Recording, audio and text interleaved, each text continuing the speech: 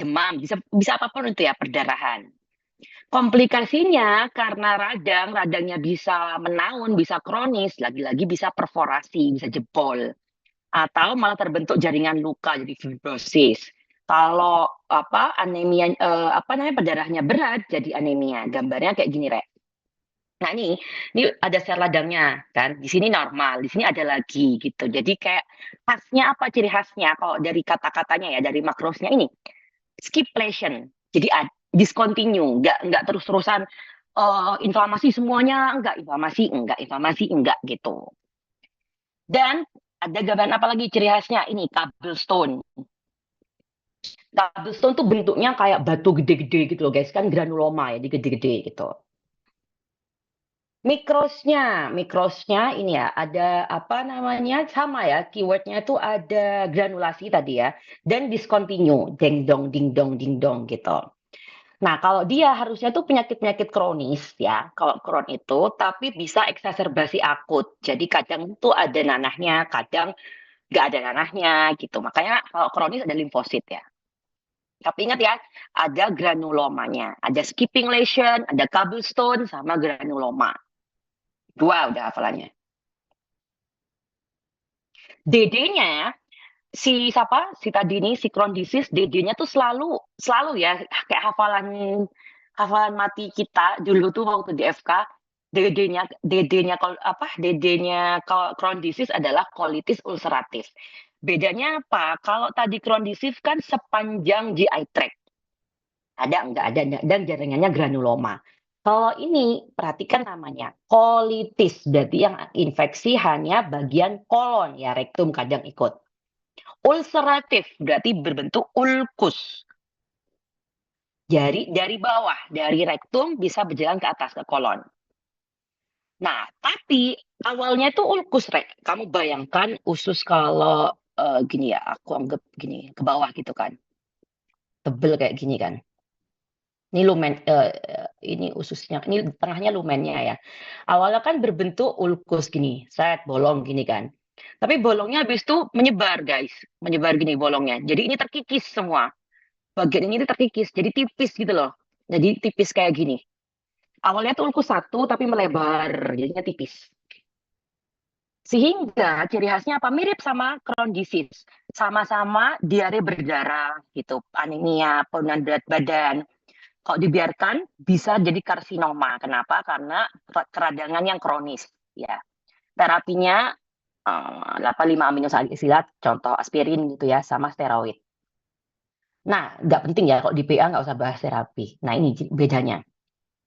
Kalau aku sih bilangnya, kalau yang tadi kan discontinue, yang ini continue, licin. Kalau yang ini, nggak ada skipping lesion. Jadi karena ulkusnya itu luas, jadinya kayak pipa licin gitu. Ya, mukosanya eritema, terus continue, nggak ada tadi fistula, nggak ada apa-apa gitu. Apa namanya bisa terjadi megakolon, megakolon kemana hispul nggak usah dihafalin tapi. Nggak ada granuloma tadi ya, inflamasi dan ulkus tadi. Ini bedanya.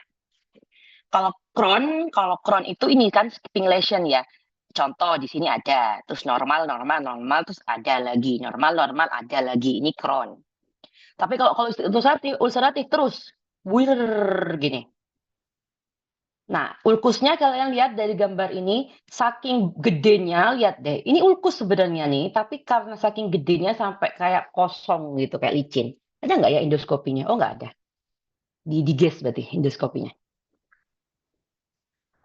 Oke, tiga ada. Empat, ganas nggak guys? Nama ini. Kalau dari namanya ganas nggak? Enggak, Enggak, Kak. Nggak. Karena adenoma berarti dari sel apa? Menjar.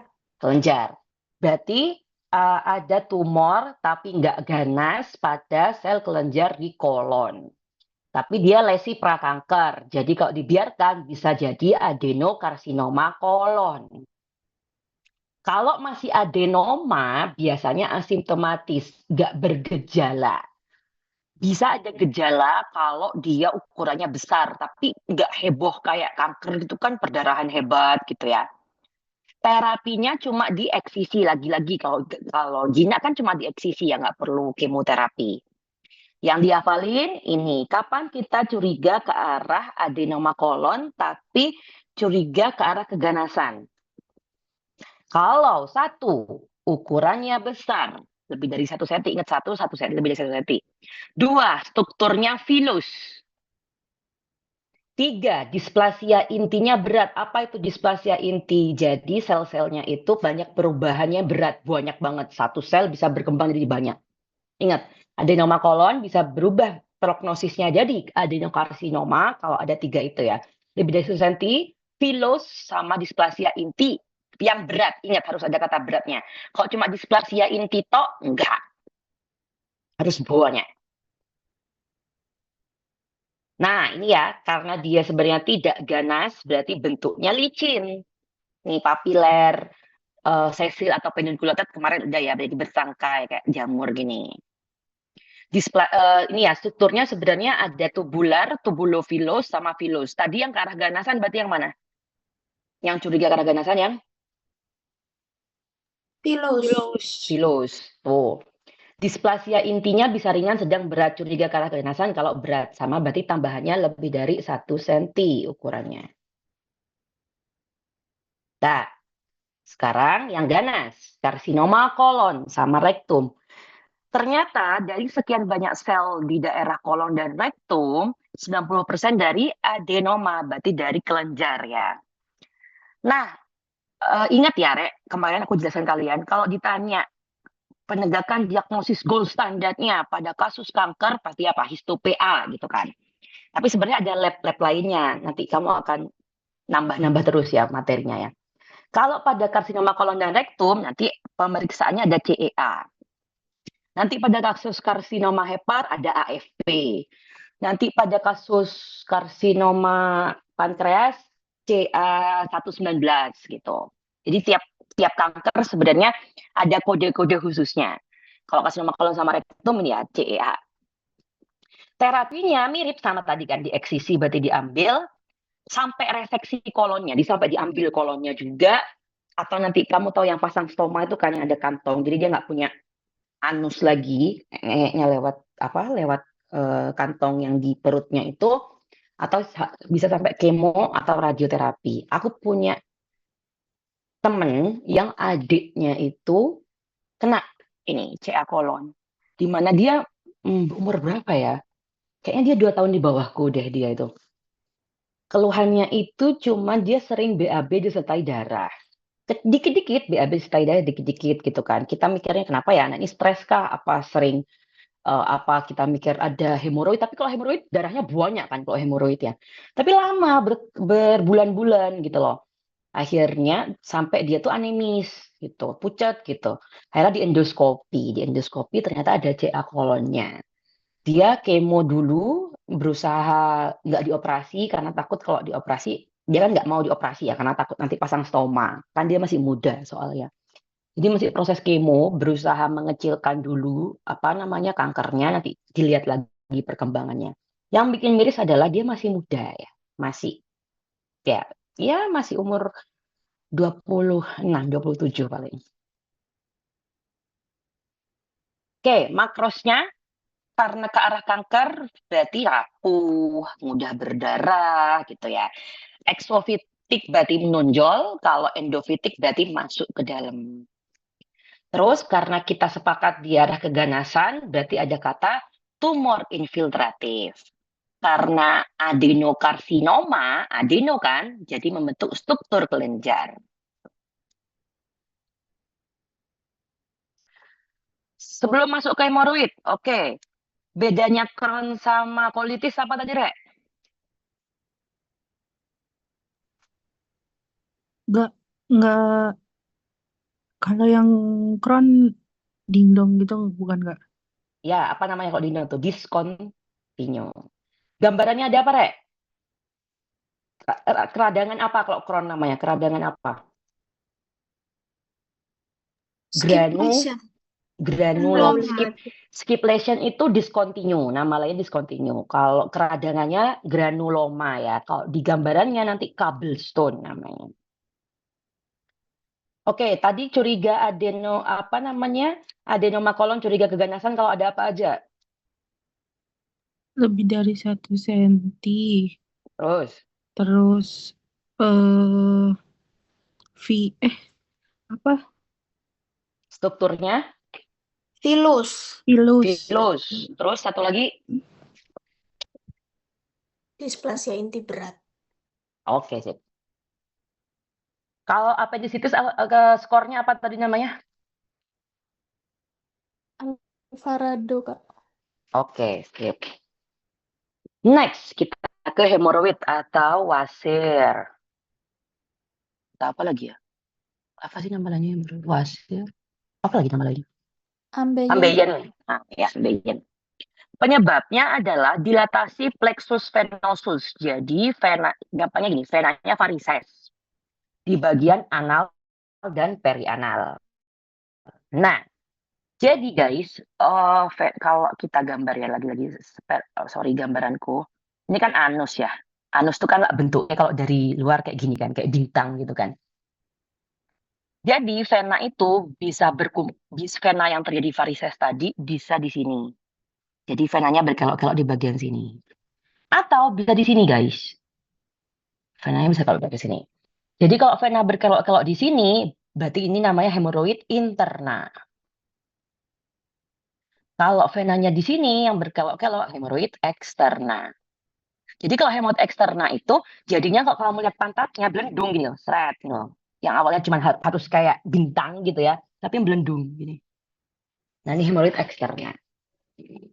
Nah keluhannya apa? Yang pertama adalah perdarahan.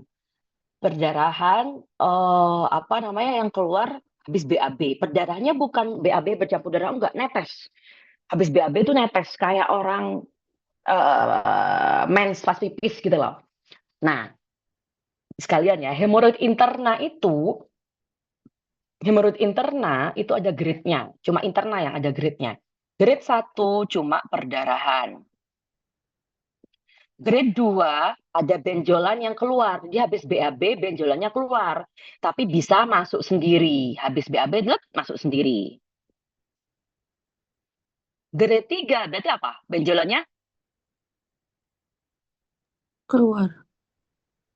terus bisa masuk kalau dimasukkan manual, pakai jari dimasukkan gitu. Kalau grade 4 berarti benjolannya nggak bisa masuk. Nah, sakit nggak sih Kak hemoroid itu? Yang pertama, kalau hemoroid interna nggak sakit karena perdarahan tok. Dia akan sakit kalau minimal grade 3 dan grade 4. Kenapa lah? Kamu bayangin aja, berarti ini kan kejepit di sini. Baru sakit. Grade 3, grade 4 baru sakit. Kok grade 1, grade 2 nggak cuma perdarahan tok. Nah, ini kan nyeri bila ada strangulasi. Strangulasi itu berarti kejepit sama pantat gitu. Terus apalagi komplikasinya bisa bikin anemia karena perdarahan hebat. Tapi kalau hemoroid eksterna itu perdarahannya nggak banyak karena di ujung sini. Kayak kamu bayangin kayak orang yang bedegelen, susah empuk, terus empuk gitu kan. Perih kan di bagian ujung-ujung pantatnya itu. Kalaupun keluar perdarahan dikit, cuma iritasi dikit di sini. Gitu. Jadi kebalik ya, kalau hemoroid eksterna itu perdarahannya nggak banyak, tapi sakit banget karena pas di ini ya, pas di apa kerutan. Kalau hemoroid interna berarti perdarahan buahnya tapi nggak sakit. Sakitnya kalau grade 3, grade 4 gitu ya. Jadi dia agak apa ya? Interna kebalikannya eksterna gitu. Penyebabnya kira-kira apa Rek, orang hemoroid?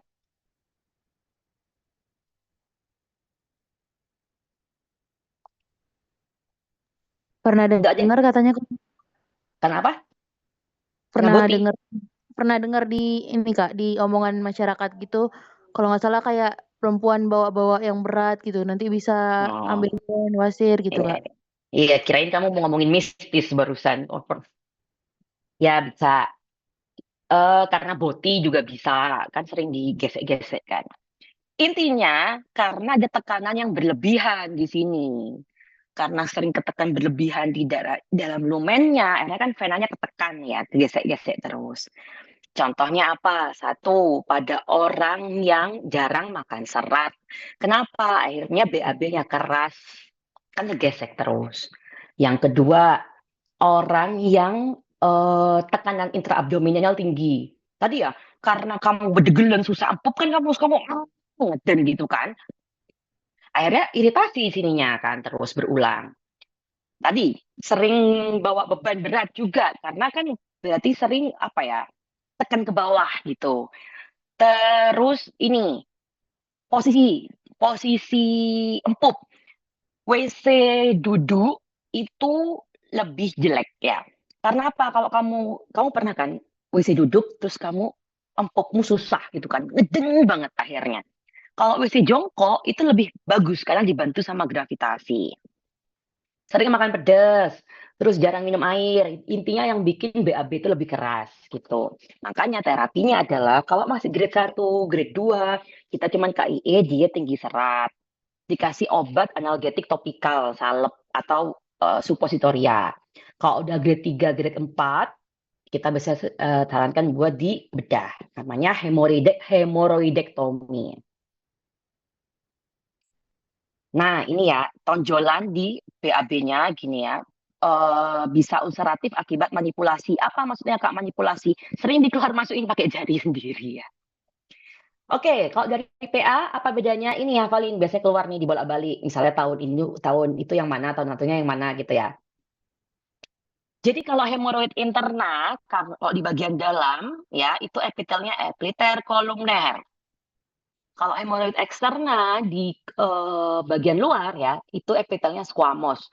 Kalau ada dua hafalan, hafalkan salah satu. Berarti ingat aja interna kolumner. Berarti satunya yang squamous. Ya, ingat apa namanya interna kolumner gitu.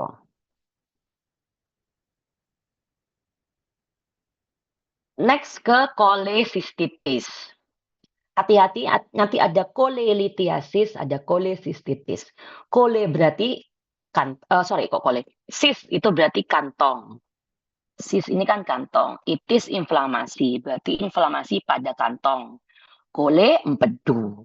Kalau kolelithiasis, kole tadi empedu, lit berarti batu.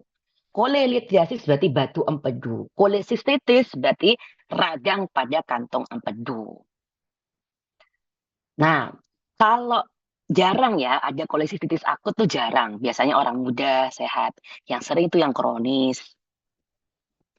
Kolesistitis, kok bisa, ini kan kantong empedu ya, Rek ya. Kok bisa sininya itis? Kok bisa itis? Paling sering sekunder dari gallbladder. Awalnya kolelithiasis ada batu di sini. Batunya sering gesek-gesek ke kantongnya. Terjadilah itis gitu. Ciri khasnya apa? Ada ini, ada nyeri tekan, nggak nyeri tekan, ya nyeri di kanan atas, nyerinya hebat banget. Orang kena kuli itu sakitnya banget, tembus sampai punggung. Mual muntah.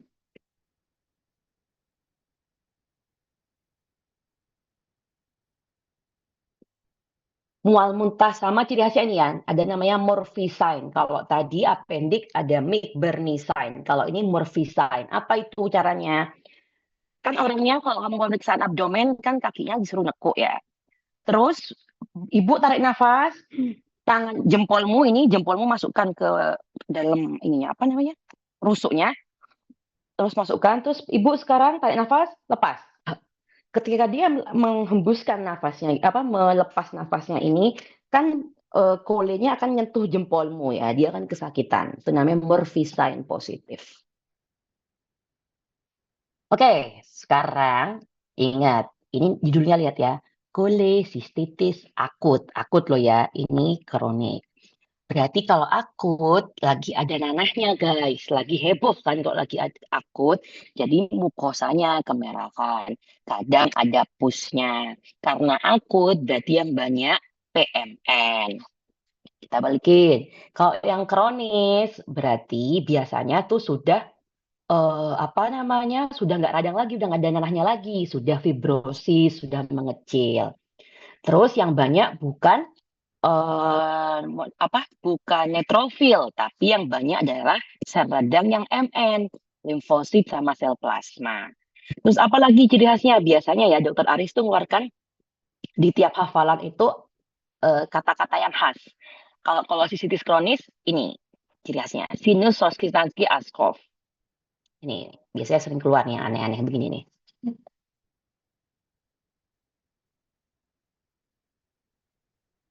Next, CA pankreas. Anatominya pankreas gimana, Rek?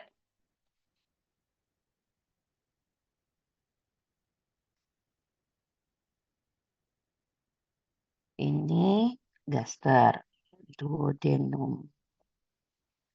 Terus di sini ada hepar, di sini ada kole. Di sini ada apa, Rek? Tempat apa ini? Apa kemarin namanya? Pinter Odi. Yes, sphincter Oddi. Di sini ada pankreas. Nah, jadi anatominya pankreas tuh situ ya, di bawahnya gaster gitu lah. Nah, karsinoma pankreas kalau ada keganasan yang paling sering adalah di headnya, di kepalanya pankreas di sini nih, di headnya pankreas. Nah, dia itu adalah lesi perangkat nervnya namanya ini ya, PANIN, pancreatic intraepithelial neoplasma. Di mana guys? Aku gak cakep gambarnya nih. Gimana ya cara gambarnya ya? Biar kamu paham gambar anatominya. Ini kan pankreas. Terus dia set ini sphincter Oddi kan. Nah di sini tuh seret ketemu kuli. Nah ini ya. Ini hepar. Jadi kita perhatikan di sini kule ini kan akan nyambung sama dari pankreas nanti ketemu di sini sphincter Oddi ya. Ketika ada tumor di pankreas tadi ya si pankreas dari panin tadi, yang paling sering terjadi kan di headnya pankreas, di kepalanya pankreas ya. Jadi dia akan membesar gini kan, benjol kayak gini. Sehingga apa yang terjadi? Jadi apa dong yang kesumbat kalau kayak gini? Berarti kan ini, berarti kan saluran empedunya akan kesumbat karena tadi nyambung gini kan. Akhirnya apa yang terjadi? Cairan empedunya nggak bisa keluar ke bawah. Ayo ingat kemarin Rek, kalau empedu nggak bisa turun ke bawah, orangnya warna apa nanti orangnya? Kun. Kuning. Kenapa? Apa kemarin? Ikterik ada apa jenisnya ikterik kemarin? Penyebab ikterik. Satu, karena tingginya apa? Hemolitik.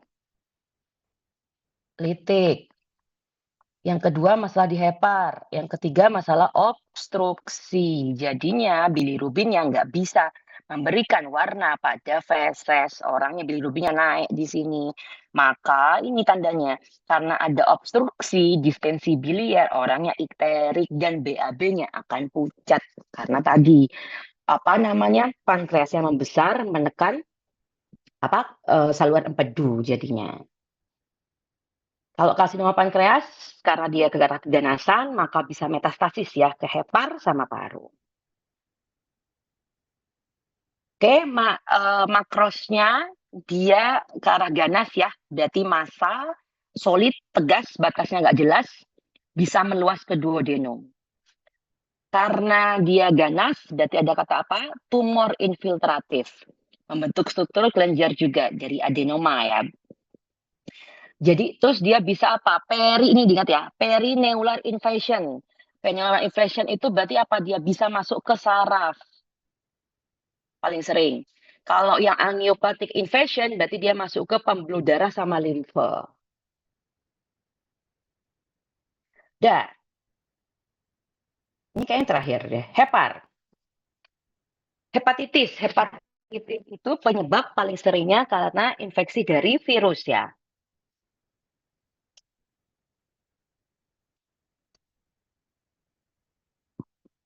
Tandanya apa? Ini bedanya akut sama kronik hepatitis. Akut bentukannya besar-besar kayak balon. Aduh. Nah, Kak, tadi kata Kakak kalau akut harusnya PMN, tapi kok ini MN? Karena penyebabnya virus. Hepatitis akut penyebabnya virus. Sama ini ya, apoptotic bodies. Banyak yang hancur-hancur sendiri. Tapi kalau yang kronis, apa khasnya? Kalau kronis berarti sudah fibrosis, sudah sirosis. Jadi heparnya mengecil. Sama udah ada inflamasi porta. Bentar lagi bakal terjadi hipertensi porta. Nanti bikin varises esofagus.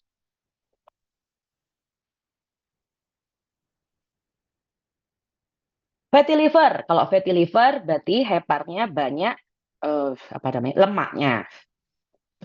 Biasanya nggak ada keluhan apa-apa, orangnya kalau cuma fatty liver. Biasanya nggak sengaja pas lagi di autopsi atau pas di USG gitu ya.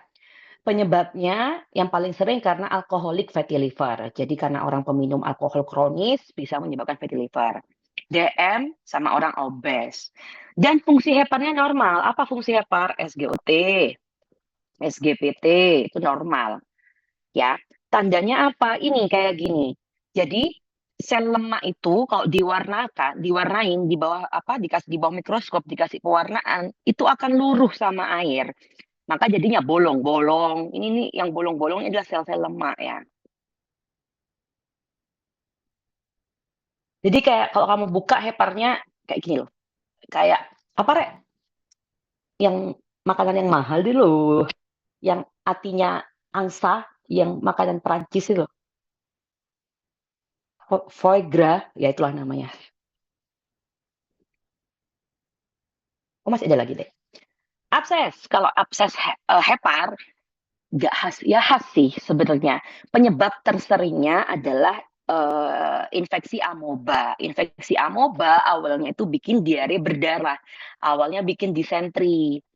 Tapi amobanya bisa menyebar ke hepar. Di hepar dia akan bikin abses. Abses itu apa? Abses kan nanah yang ada tempatnya ya. Sehingga batasnya jelas, ada kavitas, ada guanya. Paling sering dikenal di lobus hepar yang kanan. Terapinya kita kasih metronidazole nanti di materi dokter Nur kayaknya kamu belajar ini. Ini ya, apa namanya, ada jaringan granulasi, ada bisa sel radangnya malah sel radang MN sama fibrosis ya. Jadi udah mulai kronis ya sudah ya. Pasti ya Pak ya. Ini ganas nggak? Enggak. Enggak, adenoma hepatoseluler, berarti tumor jinak pada hepar. Lihat deh, tumor jinak yang berasal dari hepatosit tanpa didahului sirosis. Jadi sebenarnya tumor-tumor itu, tumor-tumor pada hepar, biasanya didahului sirosis dulu. Jadi orangnya hepatitis kronis, terus mengkerut, sirosis, terus jadilah kanker hepar gitu. Tapi kalau adenoma hepatoseluler enggak didahului sirosis. Jadi langsung muncul jadi tumor gitu. Lagi-lagi karena dia jinak, enggak nyeri, enggak apa-apa. Fungsi livernya normal. Yang naik AFP, ingat tadi ya, kalau CA kolon CEA, kalau CA kolon CEA, kalau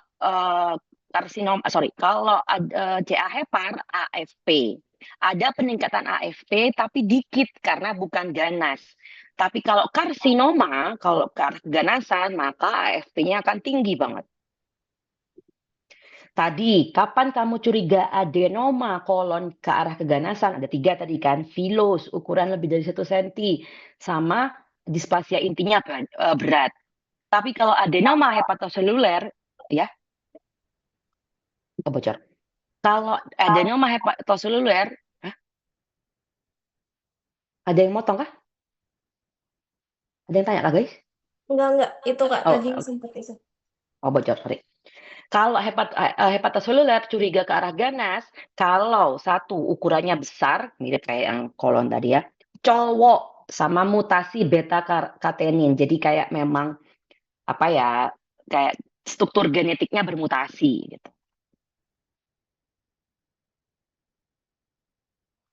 Ini dia masih jinak ya, batasnya masih jelas, masih nggak berkapsul ya. Mikrosnya dia apa namanya sama ya, masa batas tegas nggak ada tumor infiltratif, nggak ada masih ya. Nah, kalau yang ganas akan didahului sirosis dulu. Jadi awalnya hepatitis biasanya sirosis, baru jadi karsinoma hepatoseluler tadi ya. Faktor resikonya penyakit liver kronik, bisa karena tadi ya, infeksi virus hepatitis yang paling sering B dan C, minum alkohol, non-alcoholic fatty liver disease. Jadi orang yang fatty liver tapi bukan karena alkohol. Contohnya tadi apa? Orang DM sama orang obes. Kalau sudah karsinoma, berarti ada keluhannya, nyeri, penurunan berat badan, kuning, splenomegali, asites, dan AFP-nya pasti naik tinggi. SGO ini AST ALT nama lain dari SGOT dan SGPT-nya tinggi banget juga. Nih, kalau sudah apa namanya apa sih namanya tadi itu karsinoma, maka sudah berdungkul-dungkul gitu ya. Ada tumor infiltratif gitu. Yuk, soal.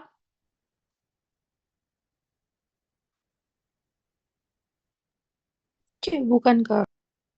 Oke, pertanyaannya minta apa? Komplikasi. Ya, pertanyaannya minta komplikasi. Diagnosisnya apa? Appendicitis akut. Apendisitis. Apendisitis akut. Ya.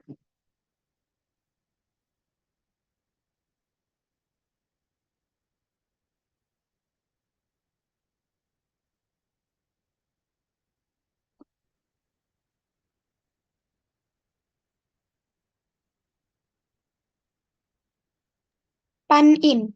B. Yes. Sip, di sini ada ke arah kuning orangnya, berarti ada obstruksi kan.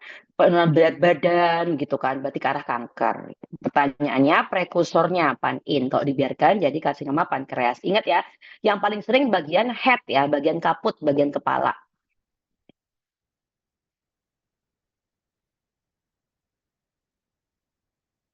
C, bukan Kak. Yes. Ini diagnosisnya apa? Sebenarnya bisa kamu nalarkan ya guys ya. Tidak ditemukan, tidak sengaja ditemukan, berarti bukan ke arah keganasan. Kalau ganasan kan pasti heboh ya orangnya. Masa polipoid single harus dicin, berarti bukan nggak ganas ya. Berarti kemungkinan tumor tapi nggak ganas di kolon, berarti adenoma kolon. Nah, kalau di kata-kata itu ganas apa enggak?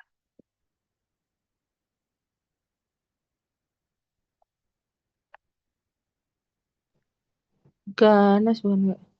Ganas, ada tumor infiltratif. Strukturnya kelenjar, berarti apa?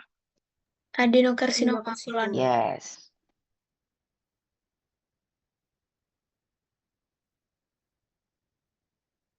Ini,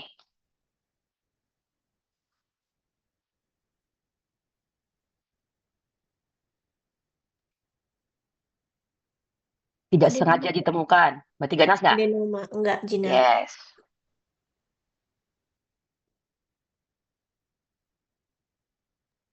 Fatty liver. Yes, kalau banyak lemaknya tuh banyak bolong-bolong kayak gini.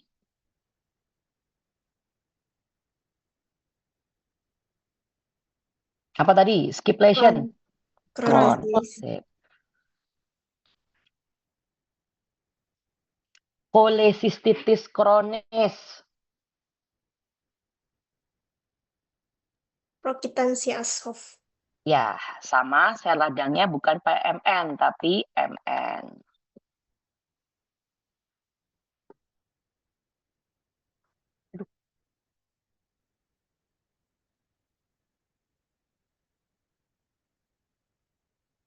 Epitelnya squamous kompleks.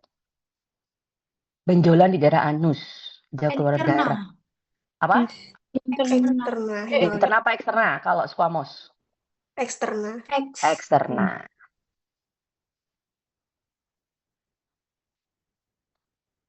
Gampang nih. Appendicitis akut. Yes. Udah satu.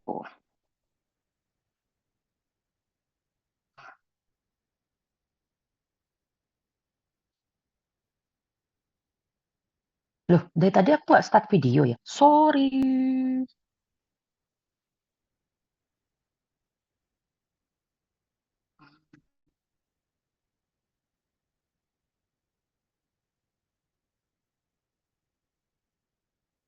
Mana satunya? Hmm,